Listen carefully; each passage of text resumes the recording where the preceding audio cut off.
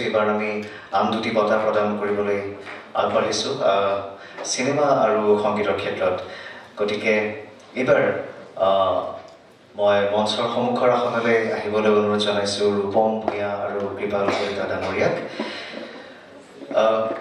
এগৰাকী কৃতি শিক্ষক শ্ৰীযুত গৌৰীকান্ত ভূঞাৰ সুপুত্ৰ ৰূপম ভূঞা অসমৰ বাবে এটা চিনাকি নাম।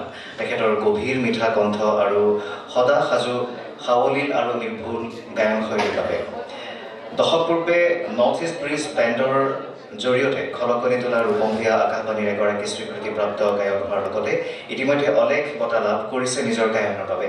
আমি সুখী যে তেখেতক এই বছৰৰ শ্ৰেষ্ঠ গায়কৰ বঁটা আমি আগবঢ়াবলৈ পাইছোঁ। আৰু এইবাৰ ৰাজা বৰুৱা দাদাক আমি মঞ্চলৈ আহিছোঁ। ৰূপম ভূঞাক বঁটাটি প্ৰদান কৰিব অসমৰ অন্যতম চিনাকি নিপুণ বাদ্যযন্ত্ৰী ৰাজা বৰুৱা দাদাই, আৰু এই বঁটা প্ৰদানত সহায় কৰিব। আৰু ৰাজা বৰুৱা দাদাকো মানে বঁটা প্ৰদানকাৰীকো এখনি ফুলাম গামোচাৰে সম্ভাষণ জনাব পিংকী মালাকাৰে, আৰু বঁটা প্ৰদানত সহায় কৰিব পিংকী মালাকাৰ আৰু অশোক কুমাৰ নাথে। এই ৰাজাদাই বঁটা প্ৰদান কৰিব 2023 বৰ্ষৰ শ্ৰেষ্ঠ গায়কৰ বঁটা ৰূপম ভূঞাক।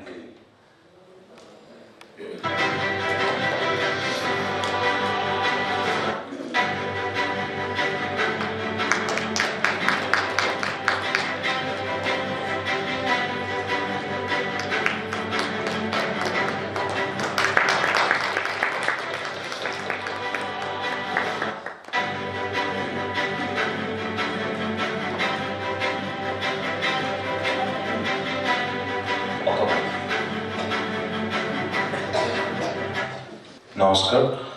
নিউজ হেল্থ প্লাছৰ প্ৰতিজন কৰ্মকৰ্তা সুকুমাৰ নাথ দেৱ আৰু যিসকলে এই বঁটাটো দিয়াৰ বাবে মোক চয়ন কৰিছে সকলোকে ধন্যবাদ জ্ঞাপন কৰিছোঁ। আৰু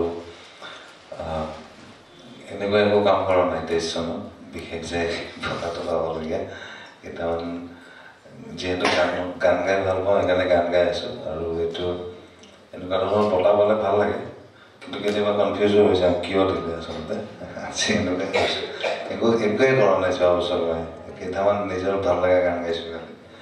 আৰু যদি সেইটো কিউমুলেটিভ মানে গোটেইখিনি সময়ৰ বুলি ভাবে তেনেহ'লে মোতকৈ বহুত ভাল গায়ক আছে। মোৰ দেউতাই এটা কথা কৈছে এদিন, মানে যোৱা বছৰ লকডাউনৰ সময়ত মই কিবা এটা গান কম্প'জ কৰি আছিলোঁ। দেউতাই কৈছে, তই যদি ভাবিছ যে আমাৰ কাৰণে গানৰ অভাৱ হৈছে তেনেহ'লে তই ভুল কৰিছ।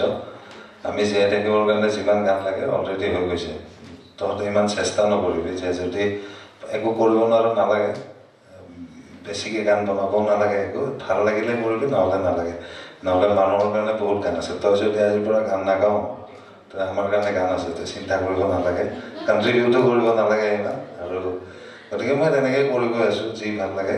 খালি এবাৰ দুবাৰ দেউতাক শুনাই লওঁ ঠিকে আছেনে নাই। বাকী আজি সকলোৱে মানে ছাপোৰ্ট কৰিছে ইমান দিনে, মোৰ ফেমিলি, মোৰ ফ্ৰেণ্ডছ, মোৰ মিউজিচিয়ানছ, সকলোকে থেংক ইউ।